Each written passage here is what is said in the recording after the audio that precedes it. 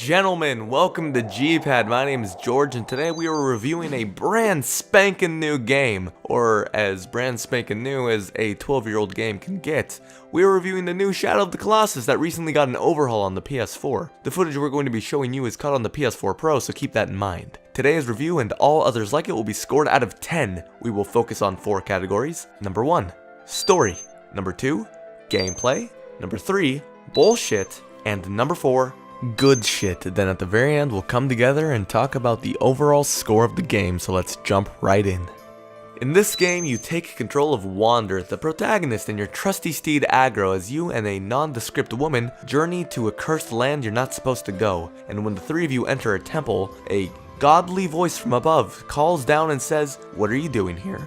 You're not supposed to be here. I want to know what's up." And you say, "I'm here to bring this woman back to life, and I heard that this would be the place to do it." And the godly figure above says, "Well, if you want to do that, there may be a chance if you use that sword of yours to slay the 16 personifications of the Colossi statues in this room that are spread across the land. But he warns you, if you do this, the consequences may be more than you can handle." And sure enough, your protagonist says, "It's a deal."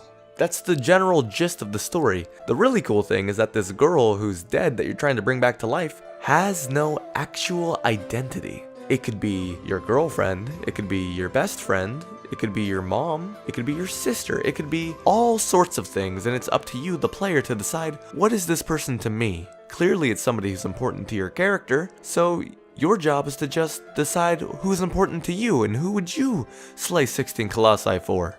After each Colossus you beat, there's also a cutscene of a shadow creature that stands over your body, and with every single one you defeat, a new shadow creature is there standing watching over you until you wake up. And as the game goes along, your character becomes dirtier, his hair darkens, he grows these black veins all over his body because he's being filled up with this energy that emanates from the Colossi every single time you beat one. Whenever you defeat a Colossus, these giant tentacles, these giant black tentacles come and they pierce you and send you back to the starting room where you first made the deal with Dorman, which is the proper name of the guy in the sky I was mentioning earlier. The games that resonate with me are games of intrigue, games that make me wonder about the world a little bit more, games that make me want to explore. This game is less story, more game. I didn't have a lot to say about the story, but I think it was just enough. Any more and it might have felt like padding or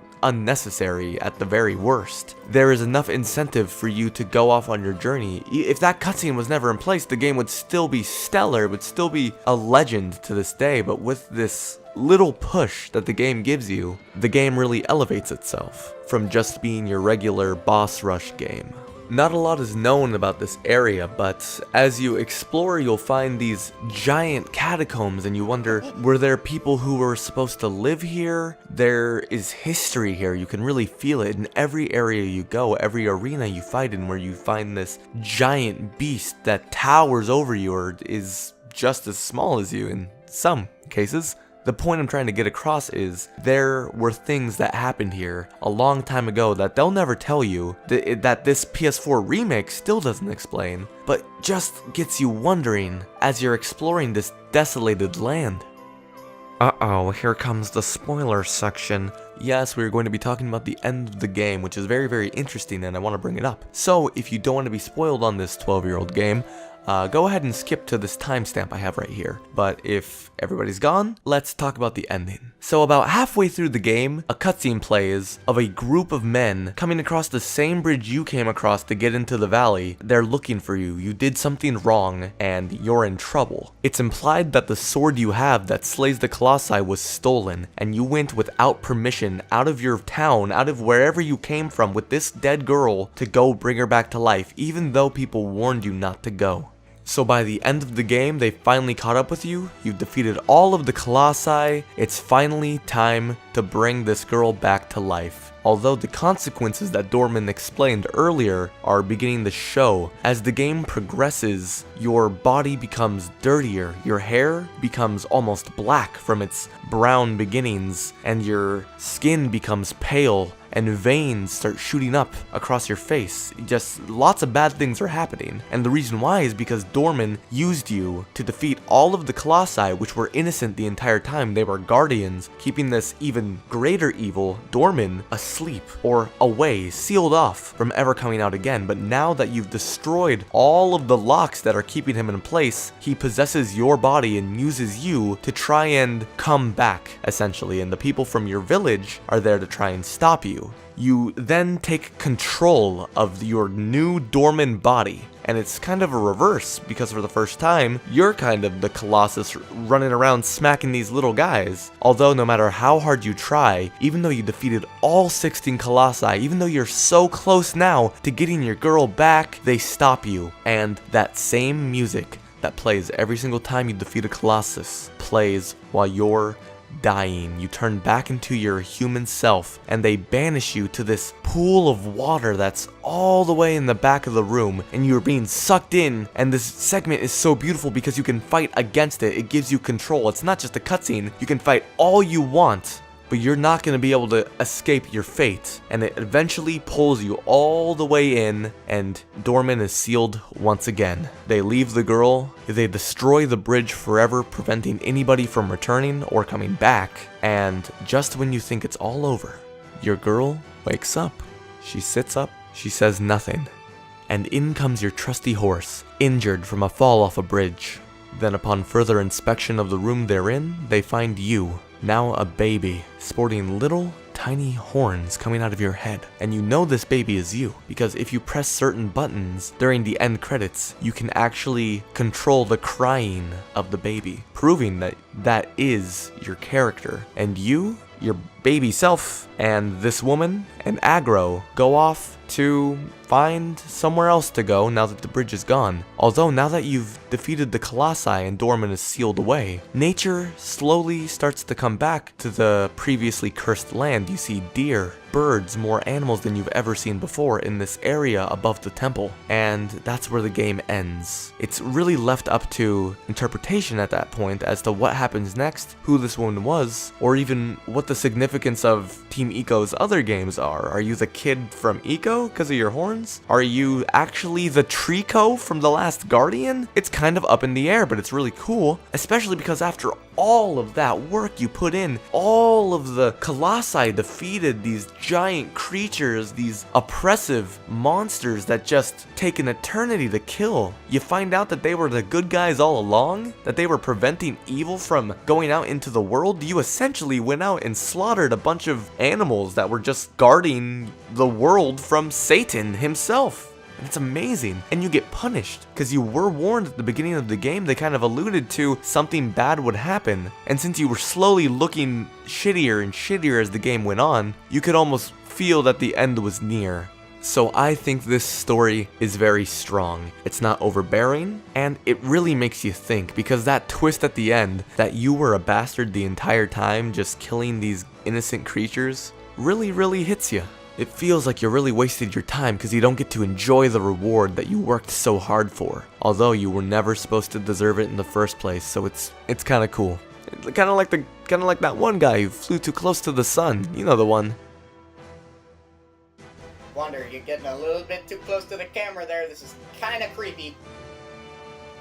The gameplay of Shadow of the Colossus can be broken off into 3 segments: the horseback riding, the climbing, and the actual fighting of Colossi. Let's begin with the horseback riding. It's standard fare for horses in a video game. You can jump on it, you can jump off of it, you can even stand up on it if you want to fire your arrows. In this game, you have to hold up your sword to the sun, and wherever the light points shows you the direction of the next Colossus you want to fight. And you can even pull out that sword while riding Agro as to make it a little more streamlined. Agro is really useful because not only can you call him with a whistle from anywhere on the map, so long as it's not a high up ledge where your horse cannot reach you, he makes it really easy to get from point A to point B. There are even a few Colossi where you would actually want to ride Agro the entire time while fighting because he's useful to you that way. He's almost always going to be there with you, so the times when he's useful are the most exhilarating of all of the Colossus fights. That sense of speed is key in making it exciting. Moving on to the climbing part, it's pretty good. You have a stamina meter, and you hold the right trigger to climb or to grab after jumping. You see, it's not like Uncharted or Assassin's Creed or games like that where when you jump to a ledge, they automatically grab the ledge. You have to actually physically hold a button to catch the ledge you're jumping to. And if your stamina runs out, you fall to your potential doom in most scenarios.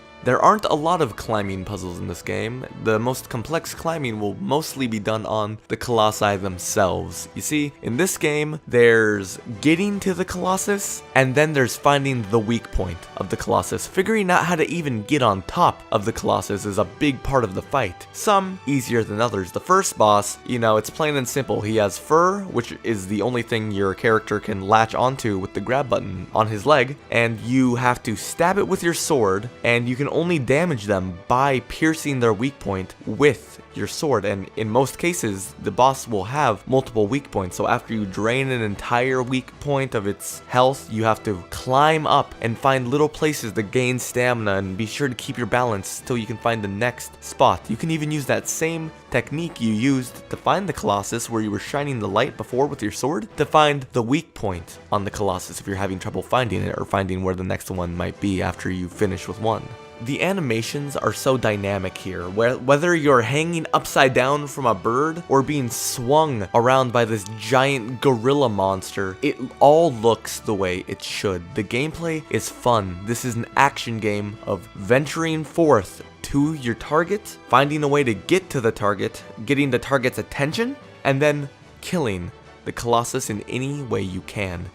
You can die in this game from mostly falling, or some Colossus that actually have projectiles for some reason, but overall the game isn't too hard. I suggest playing it on hard mode if you want the most fun out of it. This entire open world lends itself so well to the game. It's empty, there are no enemies to fight other than the Colossi themselves, but there's no busy work. It's all just beautiful area. This place is supposed to be cursed, so the only real things you see running around are little lizards and a few sparse fruit growing off of a couple of trees. This place is practically barren. It's empty, nobody lives here. It really gets that across. There's all these mysterious locations. There's maybe one hawk and a handful of doves that hang out around the temple area, but that's it. There's no one. The atmosphere of the game is lonely, it is desolate, and sometimes it's even a little bit scary.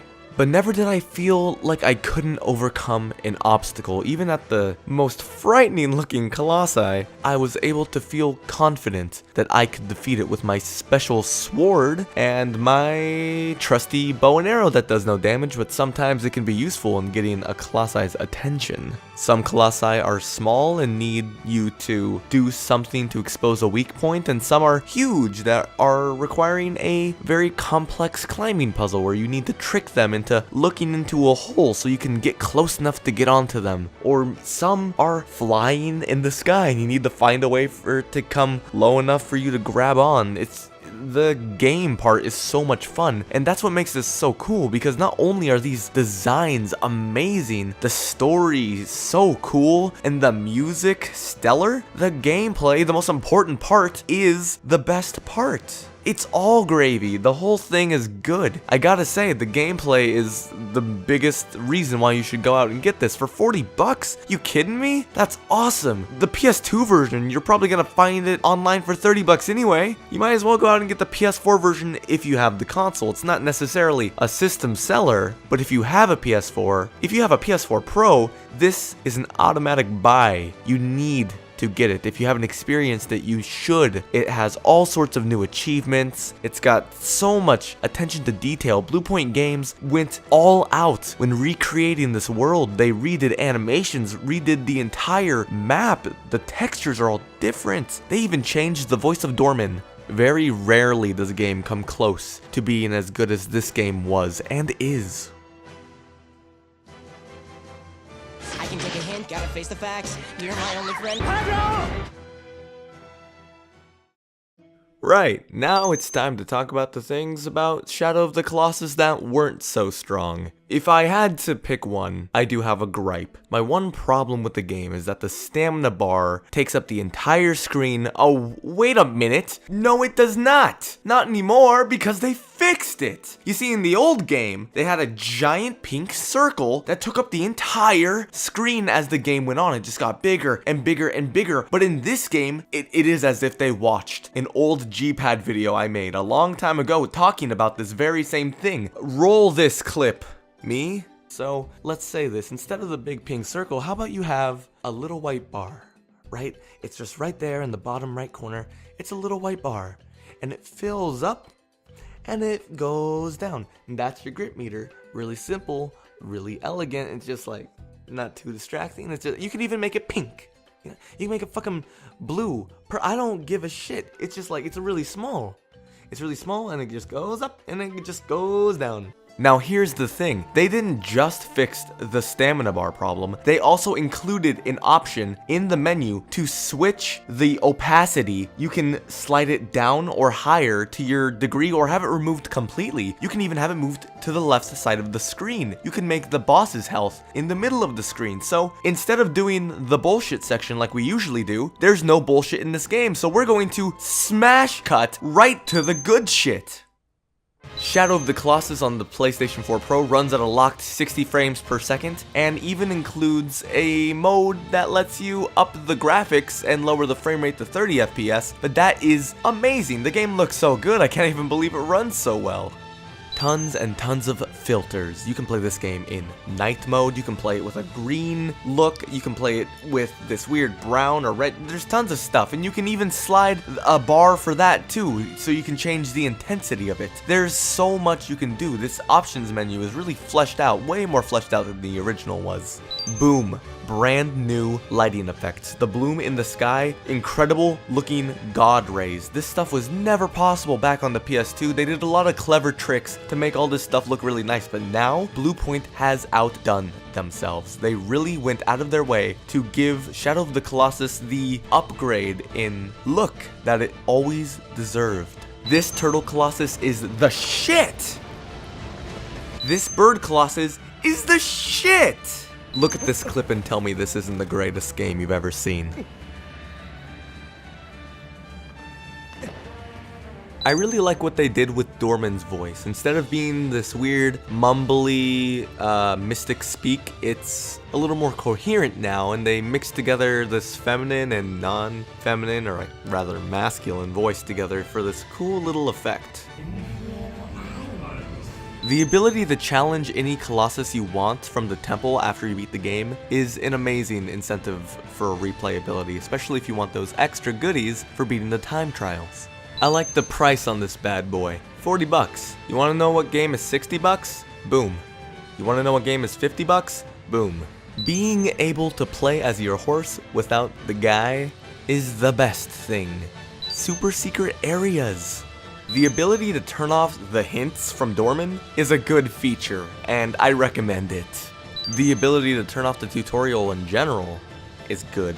Options to remove the HUD, standing up on the horse, and the ability to save wherever and whenever you want to.